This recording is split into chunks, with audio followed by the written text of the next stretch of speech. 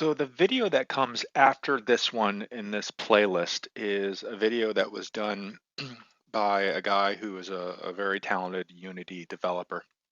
What I'd really like you to do, and it covers really all the basics that you need for Unity.